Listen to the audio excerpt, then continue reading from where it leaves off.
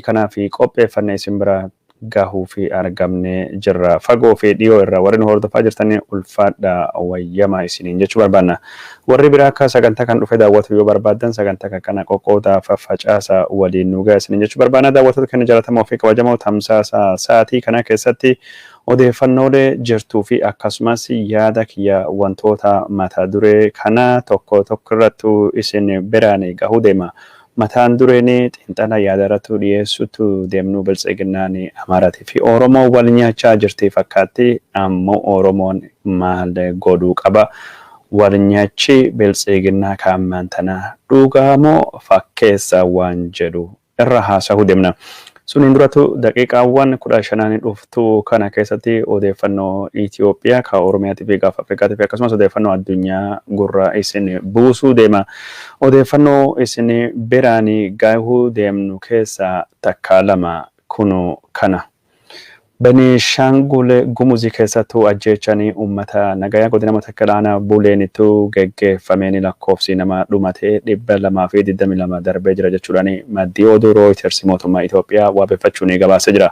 Mootummaan Itoophiyaa akka jedhutti ganda tokko keessattuu nama ajjeefame 171 guyyaa har'a awwaala waliigalaa yookaan boolla tokko keessatti doozariin qotamanii awwaalaman jechuudhaan ganda biraa keessatti ammoo namni 50 ibiddaanii mana keessatti waan gubatee fi isaan ammoo reeffa warra addaan baasuu dadhabne jechuudhaan lakkoofsa nama du'ee akkasii tahuu agarsiisa. Akka mootummaan Itoophiyaa jedhutti ammoo yookaan dubbii himaanii mootummaa Beenishaangul jedhutti namni du'e 207 jedha. Lakkoofsi kun 171 fi 50 walitti idaane 121 tahuu deema. Lakkoofsi inni laf kaa'ee idaama isaa irratti dogongoraa qabaatullee walumaa galatti jechuun namni 121 akka du'e agarsiisa. Reuters akka jedhutti ammoo lakkoofsi nama du'e nama 222 jechuun namni 220 oli ijjeefamuun ammaan tanatti mirkanaa'ee jira jechuudha. Odeeffannoo karaa biraatiin ammoo mootummaan Itoophiyaa lakkoofsa namoota ijjeefamellee sabaanii qoqqoodee lafa kaa'ee jira. Odeeffannoo sanii isin biraan gahuu deemna. Garuu saniin durattu mee wantoota jiranii haala ajjeechaa ka ammaan tana gabaafamaa yookaan ammoo himamaa jiru isin biraan haa geennuti. Odeeffannoon BBC'n Itoophiyaa qabatetti hin baay'ee tokko nama gaddise maatii nama tokko maqaan isaa Kaabelaa Waaqjiraa jedhamu ijoolleen 9 fi haati warraa isaa irraa ijjeefamtee jirti. Ijoollee dhiiraa 5 fi dubartii 4 waliigalattuu irra ijjeefame haati warraalleen ijjeefamtee jirti. Haleellaan kun halkan qixxeen duuba akka ta'e ka dubbate yeroo warri hirribaa keessa turani maatii nam tokko kan namni 10 irra dhumatee fi maatii nam tokko kan namni 13 irra dhumatalleen akka jiru ka dhagame. Ajjeechaan kun ajjeechaa suukanneessaa fi akka malee golgoleessaa tahuutti dubbatamaa jira. Karaa biraatiin ammoo daawwattoota keenya jaalatamoo fi kabajamoo haala nageenya Beenishaangul irrattu mariitu geggeeffamaa jira. Marii kana bulchiinsa naannoo Beenishaanguliitii fi waraana Abiy Ahmed achittu bobbaasee jidduutti godhamaa jira. Aktivistoonni naannoo Amaaraatii fi warri biltsiginnaa naannoo Amaaraa yeroo ammaan kana hogganaanii naannoo Beenishaangul Ashadli Hassan hidhamuu qaba jechuudhaan yaada dhiyeessaa jiranii. Haa ta'uuti malee Ashadli Al-Hassanii ka gulantaa itti aanaa pirezidaantii naannoo Beenishaangul bulchaa jiru kunini waraana Itoophiyaa wajjin walgahii irratti hirmaachuun isaa akka malee warra naannoo Amaaraatii fi aktivistoota naannoo Amaaraa dallansiisee fakkaata. Namni jechuun sila mana hidhaattu argamuu qabu ka ajjeechaa kana geggeessuu danda'a jedhanii warri qubetti qabaa jiran raayyaa ittisaa biyya wajjin akkamii walgahii irratti hirmaata jechuudhaan falmii guddaa akka kaasaa jiranii ka dhagahame jiru. Daawwattoota keenya jaalatamoo fi kabajamoo karaa biraatiin ammoo raayyaan ittisaa biyya tarkaanfii riphee mootummoota Beenishaangul keessa socho'anii balleessuu jalqabee jira. Milkiilee argadhaa jira jechuudhaan ibsa baasaa jira. Milkiin raayyaan ittisa biyyaa argachaa jiru ammoo maal akka tahe ibsi isaa hagamma kanatti waan dubbate akka hin qabne ka dubbatame. daawwattoota keenya jaallatamoo fi kabajamoo odeeffannoon keenya isin biraanii gayaa jirru akkuma itti fufetu jira. Odeeffannoo naannoo Benishaangulitti warra ejjeefame jedhamu mootummaan Itoophiyaa sabaadhaan gargari baasee ol kaa'ee jira. Bifuma kanaan lammiileen Amaaraa namni du'e 81 yoo ta'u, Shinaa 5 nama 50 Agaw nama 36 yoo ta'u, Oromoon namni 40 ejjeefame jira jechuudhaani. Mojjeeffamee jira jechuudhaani communication aadaa turizimii ispoortii aanaa bulan obbo Kaasahuun addeessi BBC fi gabaasee jira. Odeeffannoon achiin jirtu sana fakkaata daawwattoota keenya jaallatamoo fi kabajamoo naannoo Benishaangulitu ammaan tana aktivistoonni Amaaraa tarkaanfii fudhatamuu qabu naannoon kun diigamuu qabdi jechuudhaani namni akka hoogganaa isaatii duraanii obbo Abbebe Galaafaati barreessaa jiranii naannoon Tigraay illee diigamuu qabdi jedhee kanaan dura jechuun gorsaan Abiy Ahmed Daaniyaal Kibireetti dubbachuun isaa mata duree feesbuukii tahee ammaan tan naannawaa jira. Taamiraatee Nagaraa namni jedhama Dirakkoo Federeeshinii Itoophiyaa jedhamee sirni ammaan tana jiru Oromiyaan diigamuu qabdi jechaa jira. Warri aktivistoota Oromoo immoo maddi rakkoo sirna Federeeshinii Itoophiyaa kan akka sirriitti hojiirra oolchine naannoo Amaaraatti naannoon Amaaraa diigamuu qabdi. Oromoon Amaaraan diigamuu qabdi aktivistoonni jechaa jiranii warri Amaaraa Benishaanguliif Oromiyaan diigamuu qabdi jechaa jiran Tigraay diigamuu qabdi jechaa jiranii Federeeshiniin ammaan tana ka Itoophiyaa kunini akka jechuun karaa irraa miliqaa jiru ka agarsiisaa jiru odeeffannoon keekeen ka isin biraan gayaa jijjiiruu kanuma fakkaata. Beltsiginnaan waajirri Oromiyaa haala ammaan tana ilaalchisee ibsa baasee jira. Beltsiginnaan Oromiyaa ibsa baase kanaan ija keenya badhaadhinirraa miila keenya ida'amuu irra hin kaafnu ibsa jedhu baase kanaan diinni keenya kaleessa hanga irrattillee ajandaa bocee xiyyeeffannoo keenya galma keenya guddaa irra maqsuu fi ifaajaa jira jechuudhaan uummatni Oromoo yeroo ammaan tana ifaajee diinaa kana fashaleessuudhaan ajandaa diina jala deemuu didee jechuudhaan akkasittuu dubbata. Tarkaanfilee jechuun mootummaa kana bira uummatii Oromoo dhaabbachuu agarsiisu injifannoo juntaa wayyaanee irratti raayyaa ittisa biyyaa onnee itti horuudhaan Oromoon argate jechuudhaan tibbana qonnaa fi horsiisa bultoonni naannoo keenya tarsiimoo badhaadhinaa maatii irratti mari'achaa turanii kanaafuu jechuun ajandaa biraatiin hin deemnu ajandaa keenya irratti jechuun bu'aa buufachaa jirra jechuudhaan akkasittuu barreessaa jiranii ibsaa kana jechuun taayee dandaatu barreessee fakkaata. Bakki garitti ammoo yaadii leencoo lataalleen keessa jira. Yaadii leencoo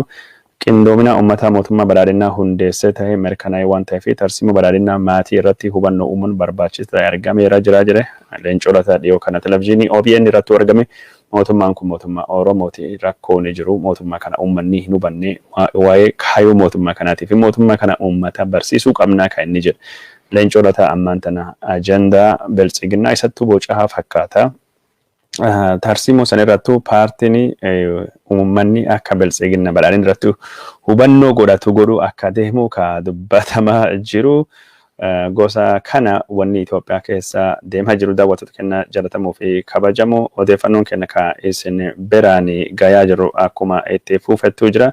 Karaa biraatiin ammoo hoogganaanii paartii ABN ka duraanii ka ta'u obbo Dassaalany Caannee Taayee Danda'aatii fi deebisee jira. Taayee Danda'aatu jechuun kanaan dura isa kana Abiy Ahmed aangoo gadaa dhiisuu eegi jedheen dubatti obbo Dassaalany Caanneetii fi karaa feesbuukiitiin deebisee fi warra hambaa wayyaanee warra jechuun hambaa isaanii nyaachuu baratee fi warra injifannoo Abiyyiitii fi hojii isaa hubachuu fi qalbii hin qabne ergamtuu qalbii hin qabne jedhee eeginni arrabseen dubattu.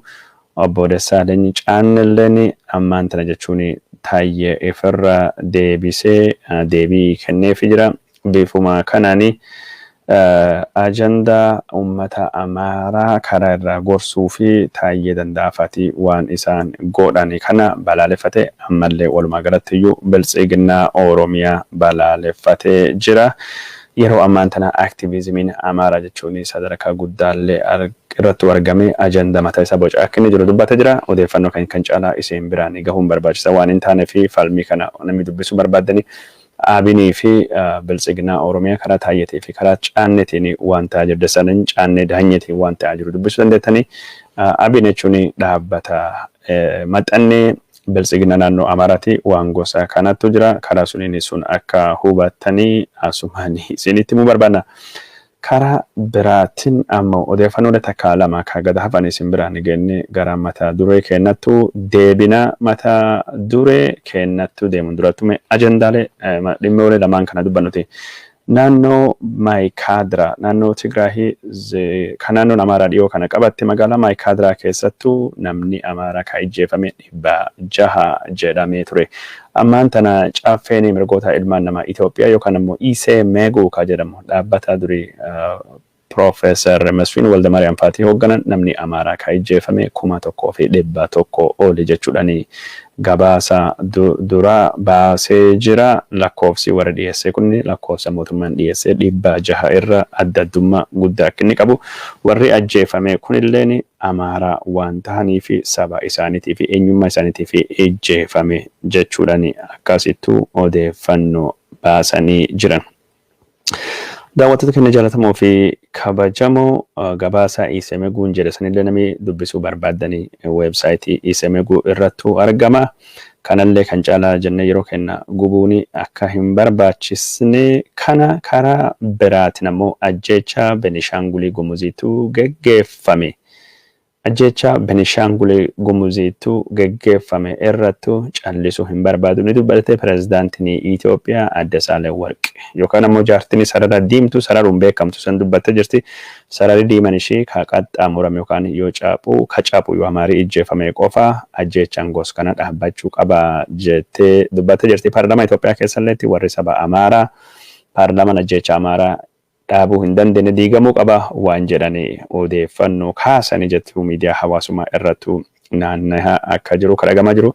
Komishiiniin mirgoota ilmaan namaa Itoophiyaalleen ibsa baasee jira. Ibsa kanaan mootummaan lammiilee nagaa eeguu hin dandeenye jechuudhaan balaaleffatee jira. Bakka ajjeechaan itti gaggeeffame eegumsi hin turre jechuudhaan dubbatee jira. Mootummaan Itoophiyaa waraana raayyaa ittisa biyyaa yookaan poolisii naannoo sun akka inni hin qabnellee addeessee jira. Kanattuu gabaafame. Karaa biraatiin ammoo wanti tayaa jira waan biraatu jira. Dhaabbanni Itoophiyaa Embaa Xabbaaqee jedhame yookaan ammoo dhaabbata abbaa gaarii Itoophiyaa kan jedhamu kasilawwan mirgoota ilmaan namaatii fi bulchiinsa gaarii hordofu ajjeechaan Benishaangul Gumuz keessattuu gaggeeffame kan gaggeesse qaama mootummaa jechuu waan fakkaatu tokko ibsa baasee jira.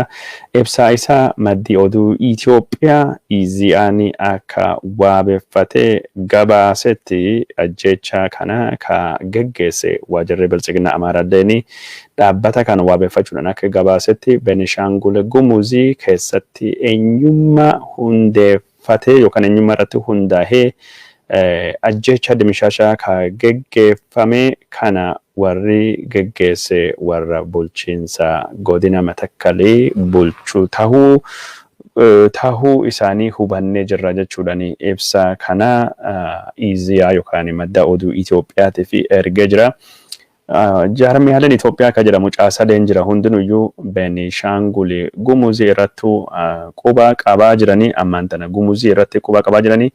Mootummaan Itoophiyaa yeroo wanni Amaaraa tahee jedhamu cuftu miidiyaan biyya suni gurri qabatee iyya mootummaan biyya suni gurri qabatee iyya yoo sabaa fi sablammiin bira taate namni dubbatuu fi hin jiru kanattu jira. Karaa biraatiin ammoo propagandanii miidiyaan habashoota oofaa turan. Miidiyaan afaan Amaaraa dubbatu oofaa turanii televezyiinii Itoophiyaallee waan bahee fakkaata. Benishaangul Gumuz uummata nagayaa irratti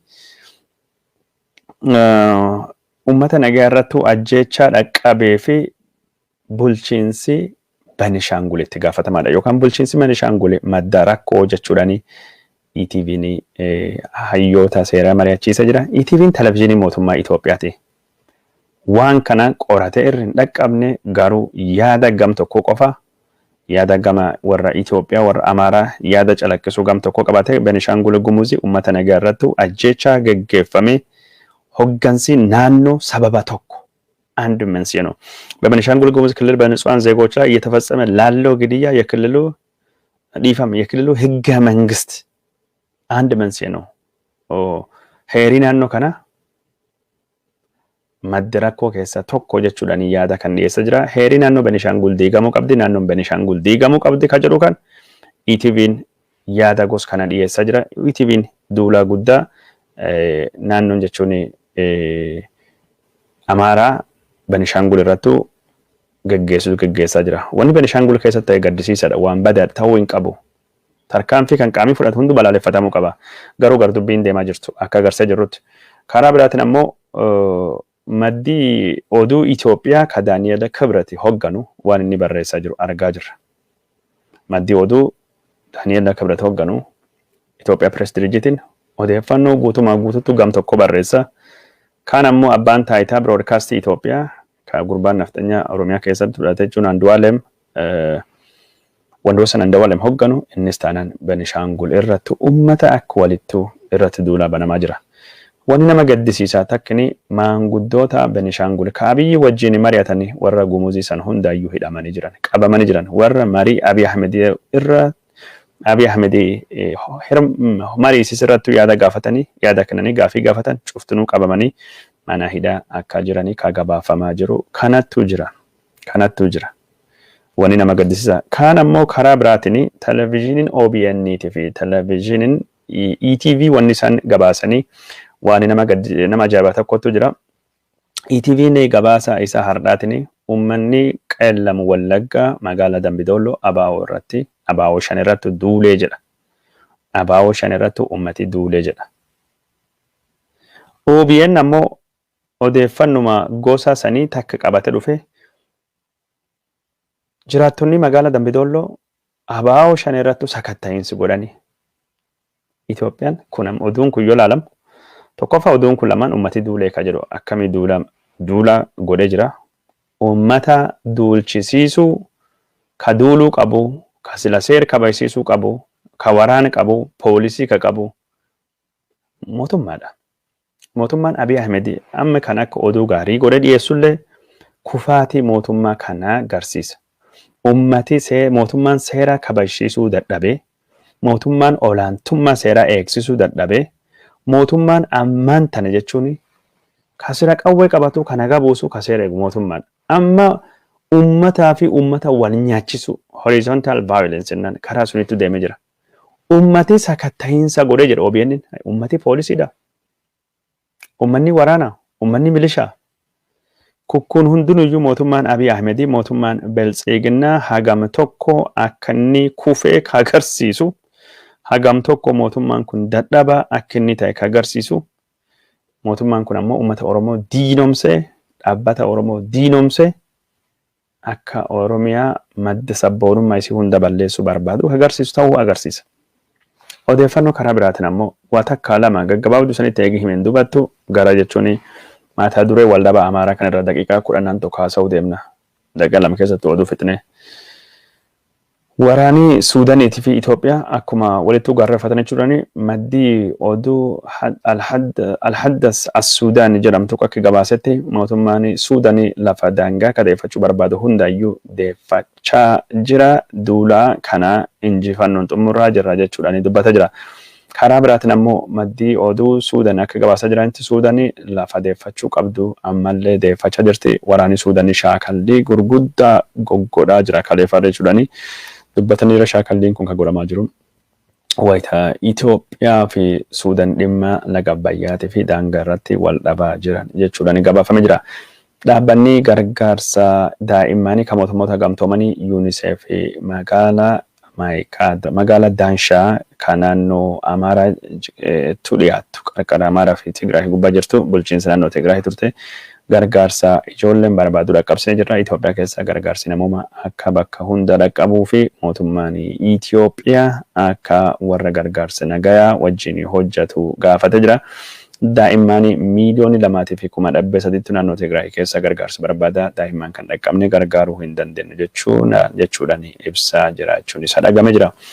Dhaabbanni mirga baqattoota hordofu tokko Eritiriyaa waan naannoo Tigraay keessatti baqattoota Eertiraa irratti gootee guddoo na yaaddessa jechuudhaan dubbata jira. Eertiraan baqattoota ijjeesaa ukkaamsaa biyyattuu deebisaa jirti jechuudhaan himatee jira.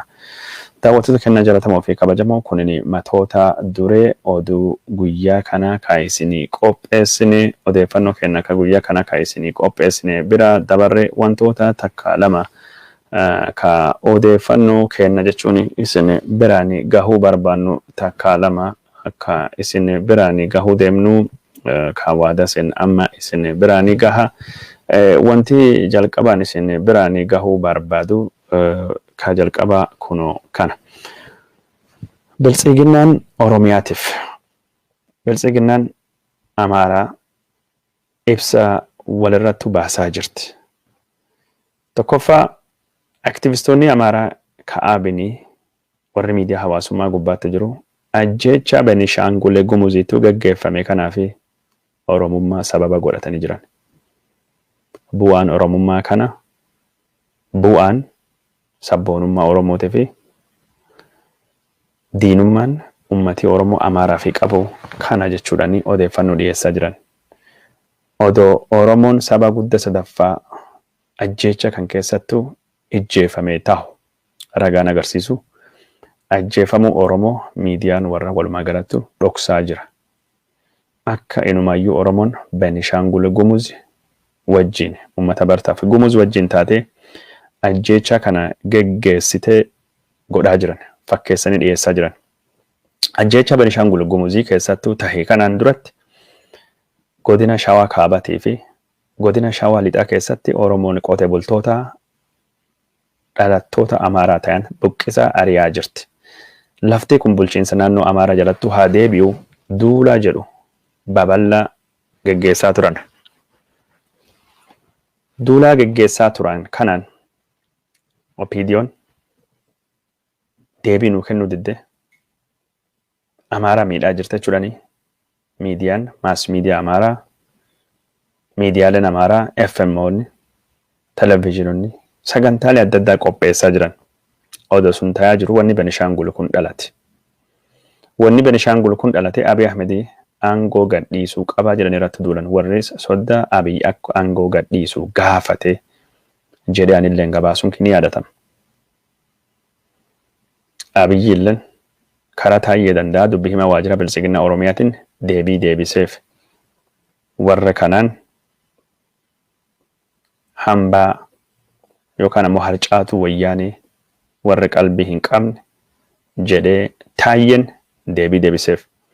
Taa'een eegi deebii Dassaalany Caannetti deebisee Dassaalany Caannelleen har deebii deebiseef. Wal arrabsaan itti fufe. Bilisiginnaan Oromiyaa ibsi baase. Ibsi baasan keessattuu gaddi hin ibsanne jedhe warri amaaraa itti ka'e. Raayyaa ittisa biyyaa ka Oromiyaan hoogganamu Oromoon hoogganamu ka Biraanuu Jullaa Galalchaatiin hoogganamu Ashaadil Alhassan pirezidaantii naannoo Benishaanguliitiin wal arge jedhame irratti duulame. Duulii guddaan godhame. Kun ammoo maatii Oromoo biratti wantoota adda addaa uumaa jira. Wanni uumaa jiru keessaa bilisiginnaan waan kan barbaadde. Bilisiginnaan walamaaf waan kan barbaadde. Amaarii nurratti duulaa jira Oromoon wajjin dhaabbadhaa jette. Kana mata duree ajandaa godhatte yeroo ammaan tana duula guddaa bantee jirti. Nurratti duulanii jirani nurratti duulanii jirani nurratti duulanii jirani jedhanii. Lammaffaa bilisiginnummaan akka Oromoof dhaabbattuu fakkaattu duula ajjecha Benishaangul kanattuu fayyadamtee heeraa fi seera nafxanyaan barbaaddu diigaafii jirti. Miidiyaa irrattu miidiyaa Itoophiyaa warraa gadhiiste miidiyaa warraa Oromoo irratti duulaa jira Benishaangul irratti duulaa jira sabab sablammii irratti duulaa jira heera irratti duulaa jira maqaa balleessi guddaa irratti bobbaa'ee jira. Gadhiistee jirti. Bilisiginnaan deeggarsa bilisiginnaan waajjirri Oromiyaa deeggarsa Oromoo barbaaduuf fakkeessullee gaafii Oromoo deebisuutti hin jiru. Deebisaallee hin jiru. Inumaayyuu aktivistoonni naannoo Amaaraa bilisiginnaan Oromiyaa nu arrabsee jira harree nuun jedhe. Gaafii harreetii gurra hin kenninu jedhee nu arrabse jedhanii deebii deebisanii harreen nu miti harreen eenyu akka taate hin laallaa jechaa jiran. Lachuu harree waliin jechaa jiran aktivistooti warra. Waa takka hubannuti. Biltsiginnaan Oromiyaa Oromoof lolaa hin jiru.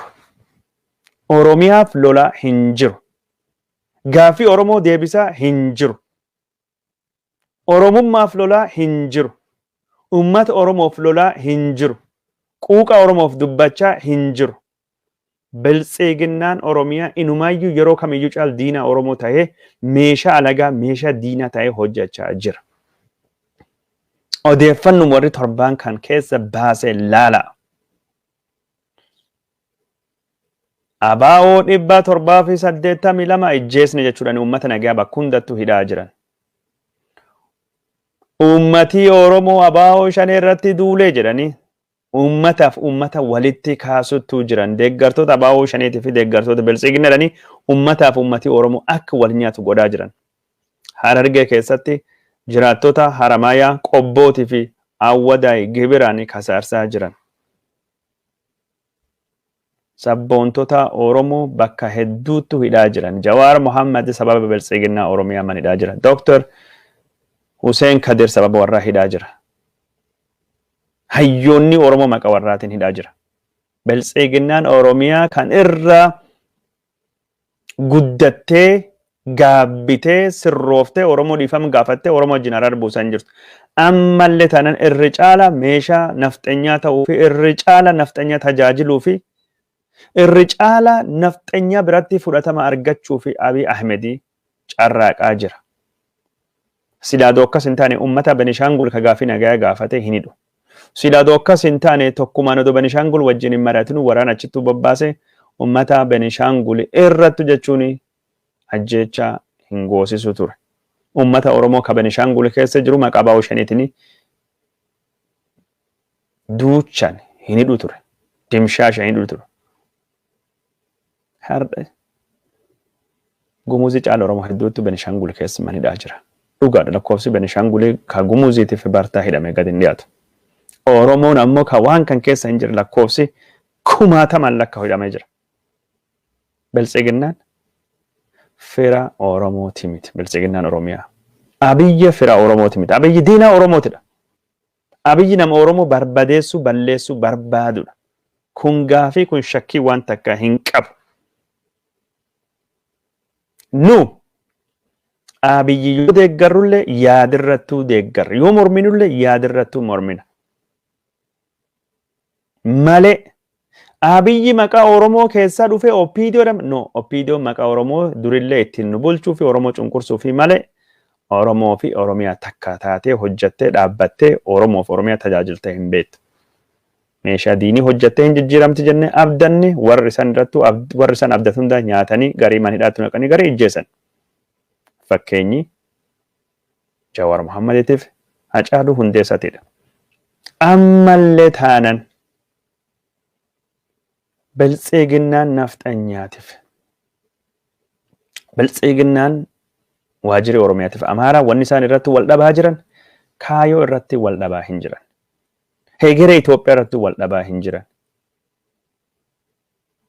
Wanni isaan wal dhabaa jiran Abiy Ahmed haga barbaannutti meeshaa nuu hin taane haga barbaannutti Oromoo nuuni hin echaa jiraate malee Abiy Ahmed nutti dabee miti. Ka isaan jechaa jiran wanni isaan godhaa jiran. Kana wanni deemaa jira. Kana mi hubachuu qabu. Wal dhaba kaayooti miti. Nurratti wal dhabaa malee nuuf wal dhabaa hin jiran. Nu nyaachuu fi wal dhabaa jiran malee nu nyaachisuuf miti yookaan nu miidhuuf malee nu fayyaduuf miti ka isaan wal dhabaa jiran. Kana wanni Oromoon hubachuu qabdu. Abiy Ahmed nafxanyaattu jibbee bira dhaabbannaan dogongora. Nu kaayoo fi bira dhaabbannaa kaayoof ittiin lolla. Abiy Ahmed wanni nu jibbinuuf sabboonummaa Oromoo jibbee fi jibbina. Abiy Ahmed wanni nu itti duulluu fi gaafii Oromoo ka bu'uura deebisuu fedhii hin barbaadu sirna Minilikii boolla baasee mataa irra nu kaa'uu barbaadaaf lolaa ni jira. Abiy Ahmed wanni nu dura dhaabbannuuf hayyoota Oromoo badii tokko malee manidhaa keessattuu nafxanyaa gammachiisuuf naqee hiraarsaa jira. Abiy Ahmed wanni nu dura dhaabbannuuf kaayoo Oromiyaa diiguu qaba. Kaayoo Itoophiyaa Minilikii boolla baasuu qaba. Kanaaf dura dhaabbanna. Nafxanyaattu wal nyaate dhuga wal nyaachaa jirti bakki garittu. Garuu wal nyaachisi warra kun wal nyaata yaada yookaan ammoo tarsimu Oromiyaa fi jecha osoo hin taane aangoo fi bu'aa warraatiif gara warraati wal dhabaa jiran. Abiy Ahmed nama akeeka Minilikii akeeka nafxanyaan bakkaan baastu barbaadu bakkaan baasu nutti himee nutti dubbate. Kan Abiy Ahmed afaan isaa dhageenya jirra. Gorsa isaa Andargaachoo Tsiggee dhageenya jirra. Gorsa isaa wanti dhageenya jirra. Biraanuu Neggaarra. Abiy Ahmed karaan itti jiru karaan nafxanyaa ijaaruu kun karaa sirrii akka inni ta'e ummati Oromoo hubannoo dhabaaf. Ummati Oromoo hubannoo dhabaaf Minilikii jibbee jedhe nama siidaa Minilikiif dhaabe. Akka Biraanuu nutti himte. Ummati Oromoo dargaggeessi Oromoo wallaala waan ta'eef waan kijibaa kan itti himame. Sunirraa kan ka'e siidaa Minilikii jibbaa. Dargaggeessi kan gaaf tokko jijjiiruu danda'e siidaa Minilikii dhaabeef jira. Kaayoo Habashoonni Hagaardhaa jechuun lolaafii jiran. Abiy Ahmed Oromoon ka siidaa Minilikii dhaabe kana Abiy Ahmed ka piroojeektii Minilikii bakkaan gayaa jedhe